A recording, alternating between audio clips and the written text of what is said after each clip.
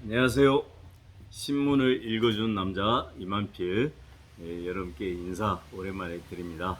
1687 작은 도서관 관장을 맡으면서 가끔 제가 진행을 해왔었는데, 얼마 전에 강주시 의회에서 토론회가 있어서 사회를 보기 위해서 갔었는데, 그때 뵀던 기자분 한 분이 왜 신문을 읽어준 남자 진행 안 하냐 라고 얘기를 하셨습니다. 예, 그 유튜브 방송을 듣고 있다고.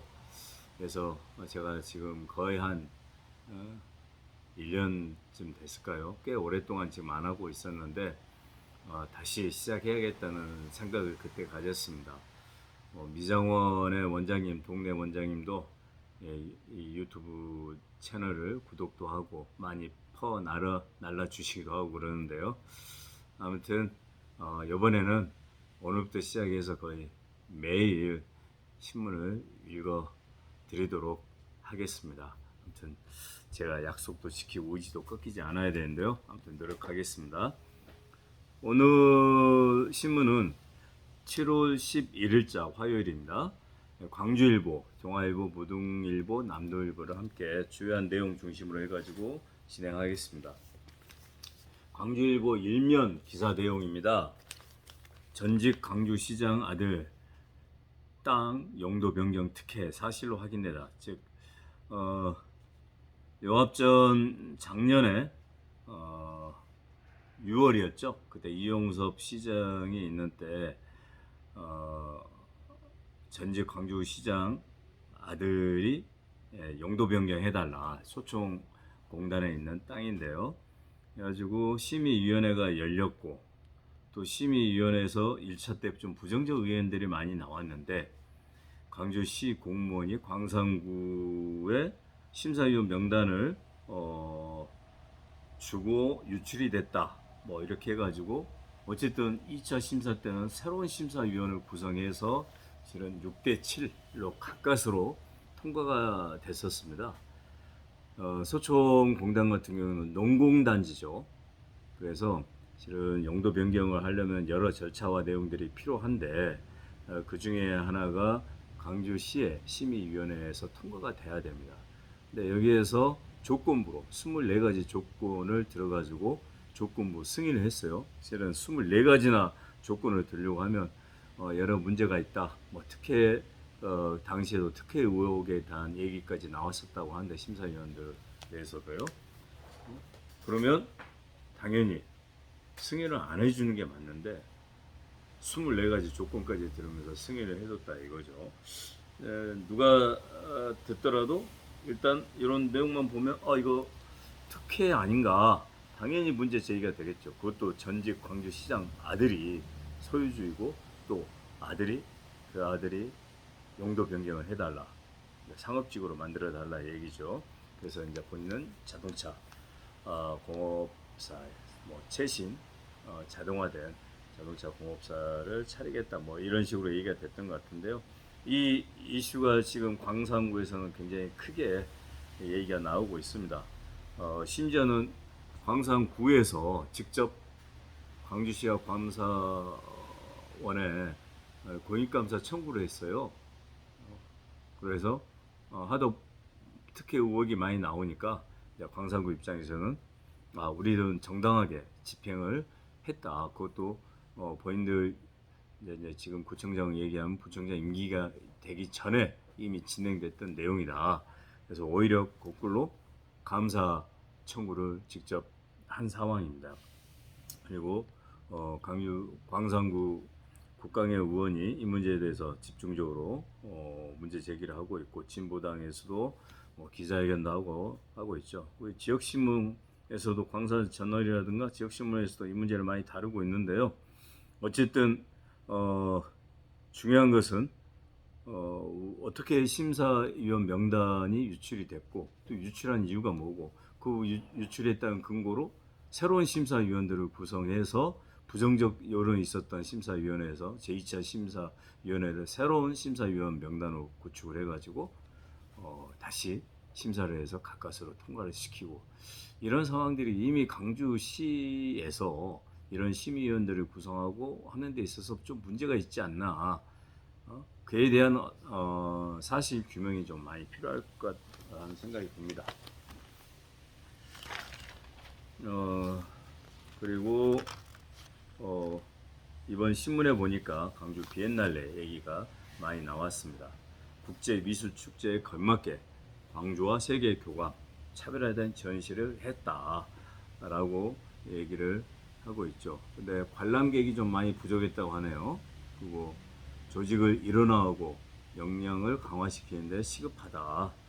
어쨌든 세계적인 어떤 미술 축제에 대한 기본적인 전시, 제가 볼 때는 작품이나 이런 것들은 저도 가서 구경을 해봤는데요.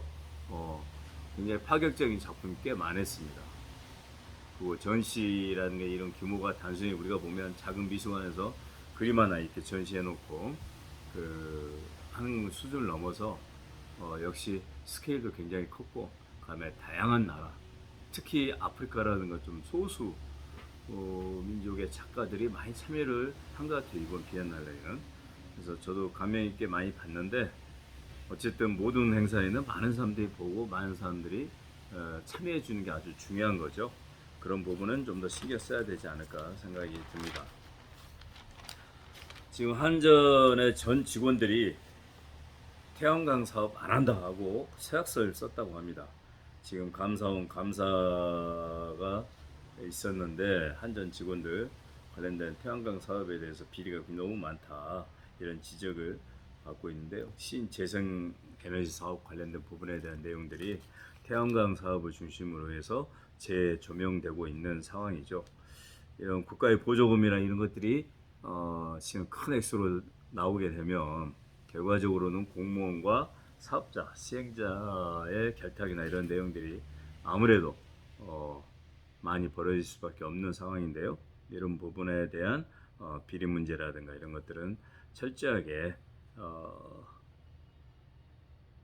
감사돼야 된다고 생각이 됩니다. 강주시에서 AI 치매 플랫폼을 개발한다고 나왔는데요. 지금 이제 연세가 들면서 건강하게 보내는 게 아주 중요한데 누구나 다 그렇게 생각하죠. 근데 또 치매가 실은 많은 병 중에 하나입니다. 그래서 치매 플랫폼이 만들어지게 되면 사전에 치매 관련된 진단도 스스로 할 수 있을 것 같고, 또 이런 기반을 구축해가지고 치매라는 게 계속 악화될 수가 있죠. 그렇지만 약을 먹게 되면 그 악화되는 걸 굉장히 중지하고 그대로 유지하는, 물론 이게 치매라는 게 완전히 고쳐지는 병은 아니라고 합니다. 그렇지만 앞으로 연세, 고령화 사회가 가면서 연세 많으신 분들이 가장 염려하는 부분일 수 있는데, 이런 부분들이 AI 치매 플랫폼을 통해서 만약 완화가 되고 또 병을 치유하는 데 도움이 됐으면 좋겠습니다. 나주 교동의 근대 고택, 아마 방송에도 여러 번 나왔어요. 한국식, 그다음에 일본식, 서양식, 이런 건물 세 동이 이 세 가지를 다 갖추고 있다고 합니다. 한번 보여드릴까요? 네, 요 내용입니다. 이게 이제 실은 소유자가 신청을 해서 도지사가 이제 등록을 하게 되는 절차인데, 우수 건축 자산이라는, 즉 한옥 등 건축 자산 등 건축 자산의 진흥에 관한 법률이 2015년부터 시행이 됐대요. 그래서 건축 자산의 체계적 조성과 관리를 위해서 소유자가 신청을 하게 되면 이제 전라남도 도지사가 등록을 하게 되는데, 제 1호로 나주 교동에 있는 근대 고택이 지정이 되었다고 합니다. 1939년도 동서양 건축 양식을 도입해서 그 당시 전라남도 유일의 건축사였던 박영만이 설계를 하고, 그다음에 김영창 대목수가 시공을 했다고 합니다. 그래서 저도 실은 여기 한번 가보고 싶습니다. 방송에 보니까 연세가 그렇게 많지 않는 부부가 이 건물을 매입을 해가지고 관리를 하고 있더라고요. 그래서 카페로도 활용하고 그런 것 같은데 저도 한번 가보고 싶네요.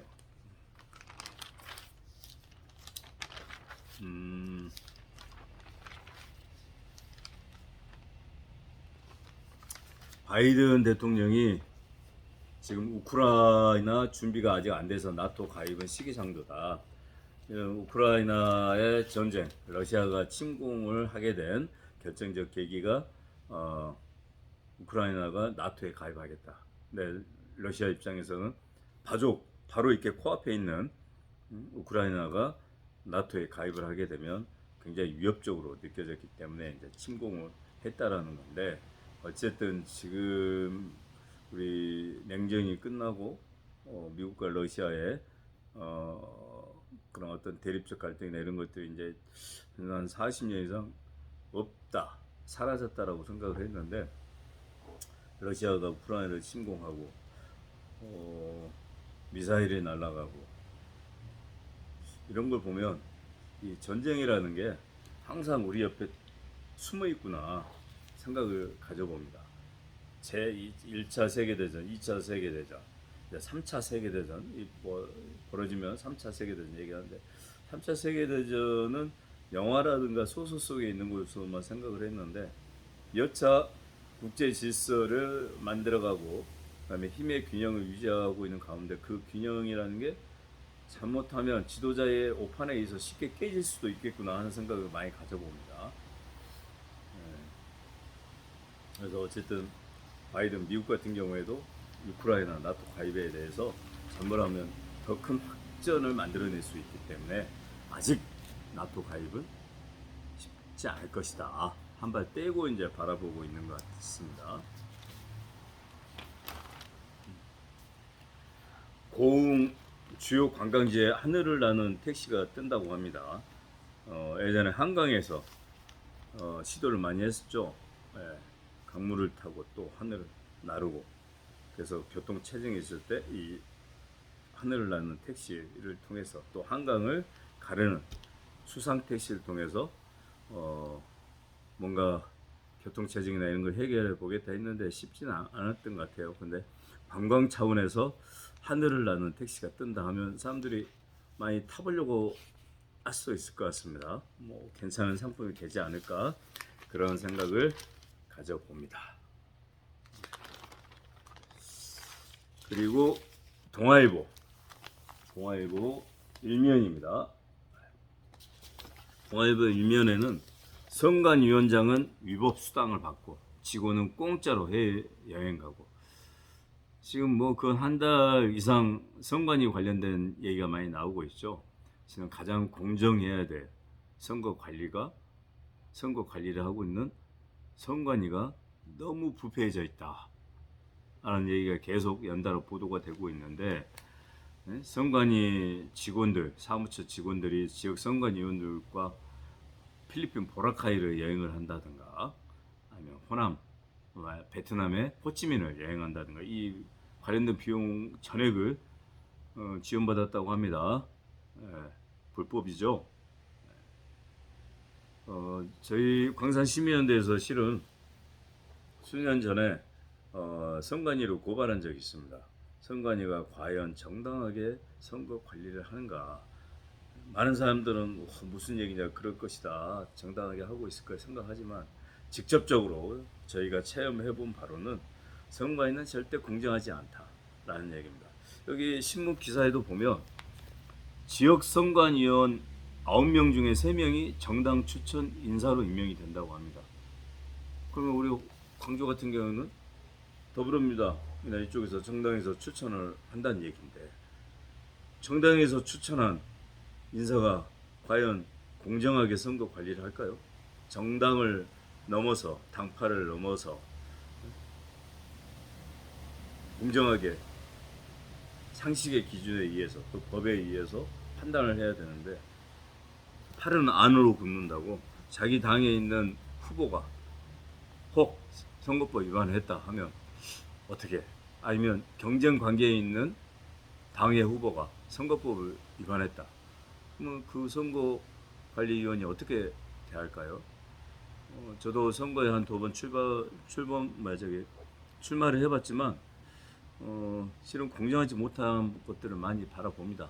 물론 열심히 노력하고 그러는데요, 그런 모습들은 좋은데 중요한 시점에서 중요한 부분에 대해서 지금 공정하지 못한 것들을 많이 보면서 선관위가 개혁을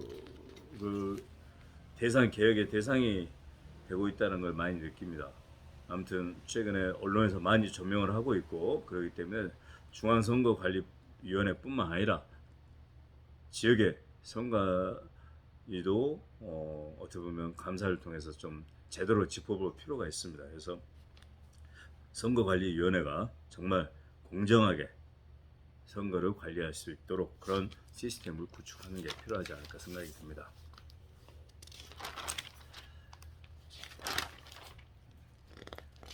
동아일보에서 지금 북한 문제 얘기를 좀 달았는데 북한 밀수 단속에 쌀 구할 길이 없다. 사람처럼 살고 싶었다.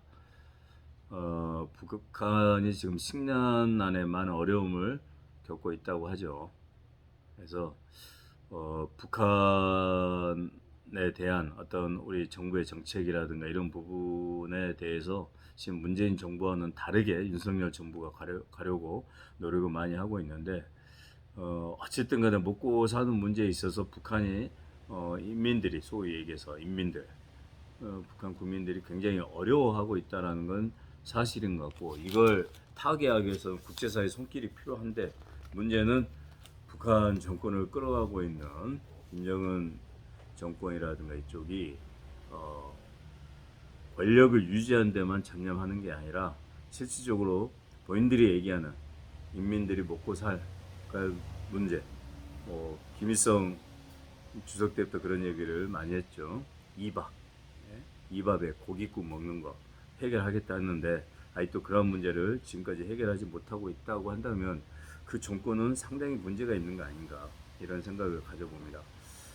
옛날에 어떤 영화에서 그런 얘기했죠.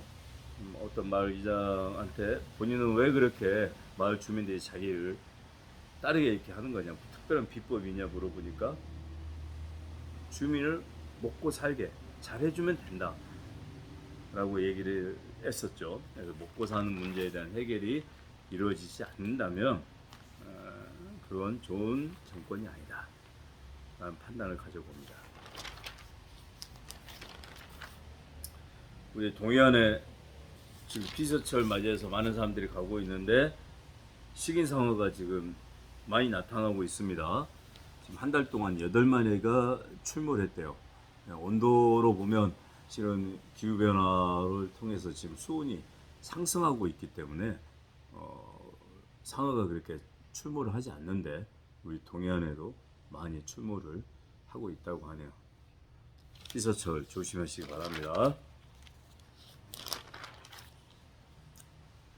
50만 명이 찾은 광주 비엔날레 문화 외교의 장으로서 위상을 확인했다. 동아일보는 좀 긍정적으로 얘기를 했네요. 7월 9일 유합전에 폐막을 했는데 역대 최장 기간인 94일간 열렸고 캐나다와 중국 등 300여 개의 작품이 전시를 했다. 그래서 참여형 프로그램 등의 만족도를 최고로 쳤고 국제 미술 도시로 강주가 성장하는데 발판을 마련했다라고 긍정적인 평가를 내렸네요. 부등일보에서는 부모 신혼 노출 걸림돌이 된다. 출산 문제 관련된 얘기를 좀 다뤘네요. 베이비 박스를 찾는 미혼모들이 지금 많아지고 있다라고 얘기를 하고 있는데, 아무튼 우리나라가 지금 이런 부분에 대해서는 음지 양성화되어 있지 못하고 때로는 우범지대로 되어 있고 또 그런 부분에 대한 내용들이 지금 공개되는 게 쉽지가 않죠. 그래서 어쨌든 지금 저출산율 세계 1위인 상황에서 미혼모 관련된 부분에 대한 어떤 문제들에 대해서 제가 볼 때는 지방자치단체나 경찰 쪽에서 주의 깊게 살펴볼 필요가 있지 않나 생각이 듭니다. 오늘이 초복입니다. 복날 삼계탕. 저는 점심으로 오리탕을 먹었는데요.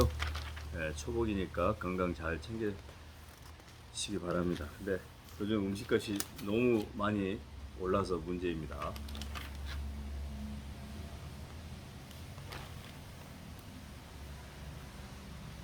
신우철 완도군수가 민선 8기 1주년 기념해가지고 기자회견을 했는데 치유의 섬 완도 해양산업 발전의 새로운 지평을 열겠다라고 얘기를 했네요.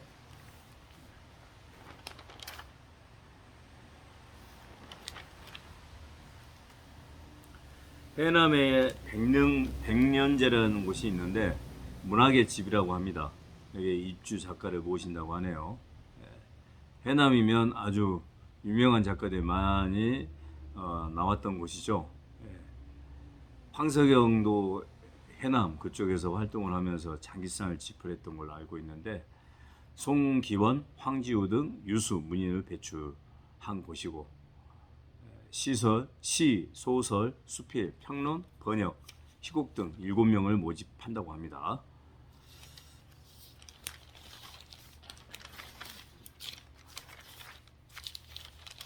무등일보에서 광주광역시 교육청과 함께 기자와 함께하는 토론 캠프를 운영을 한다고 합니다.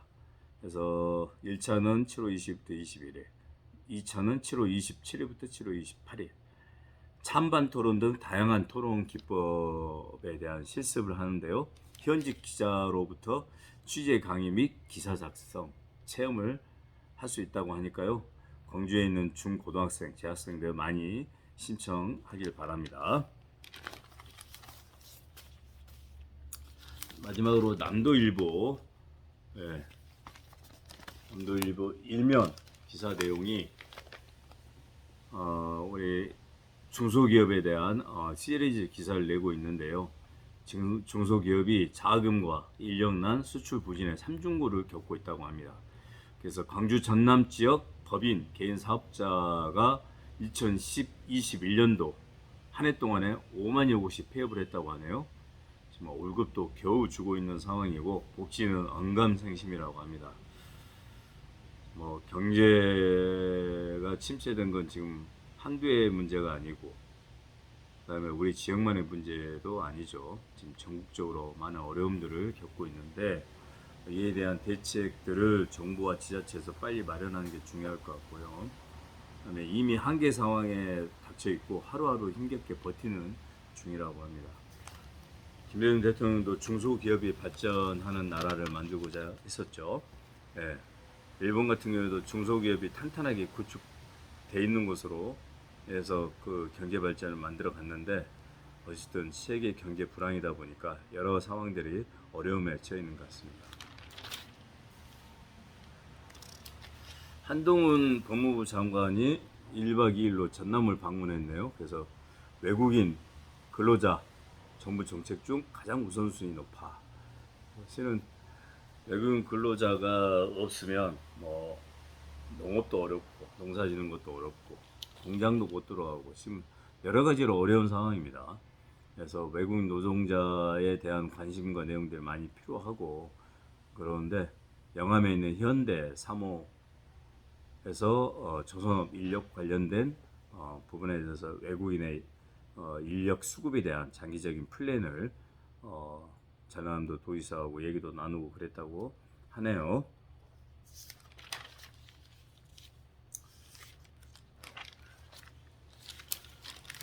대통령 직속 지역시대위원회가 출범을 했습니다. 지역시대위원회. 그래서 우동기 초대 위원장이 우동기 위원장이 아마 지방발전특별위원회인가 위원장을 맡고 있었는데 여기 초대 위원장으로 선임이 된 것 같습니다. 그래서 진정한 지방시대 초석을 다지겠다. 국정과제 지역 공약을 총괄하는 추진 기관으로서 위상을 세우겠다라고 얘기를 했네요. 기대를 해봅니다.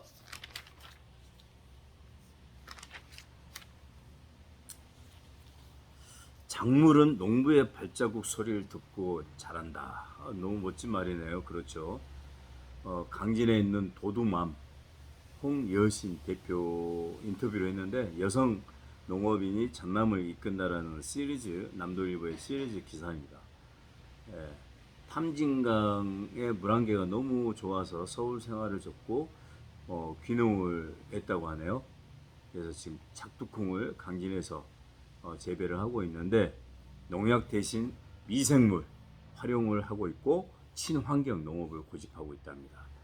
2025년까지는 매출액 50억을 달성하겠다는 목표를 가지고 있네요. 꼭 성공하시길 바라고요. 네, 저도 근래 작두콩 차를 많이 끓여 먹습니다.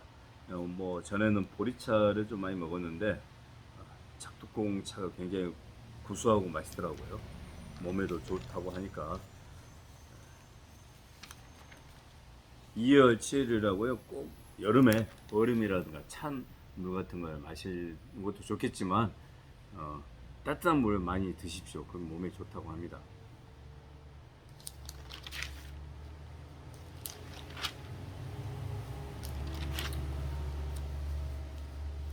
광주 시민의 눈으로 재해석한 5.18 역사의 장소. 그래서 전일빌딩 이사호에서 시민 갤러리에서 전시회를 갔네요. 17일까지 내 생애 첫 전시라는 측면에서 사진 전시회를 갔는데 일상의 소소한 행복과 함께 광주의 역사적 장소인 전일빌딩 이사호에 얽힌 이야기를 다양한 시각으로 해석한 사진 전시가 마련되어 있습니다. 꼭 가서 관람하시기 바랍니다. 아까도 얘기했지만 정부 지원 정책으로 실은 태양광 사업이 굉장히 문재인 정부에서 각광을 받았는데 지금은 대대적으로 축소를 시켜가지고 최대 위기에 지금 있다고 합니다. 아까 한전에서는 직원들 대상으로 태양광 사업 절대 손대지 않겠다 이렇게 약속까지 했다고 하는데요.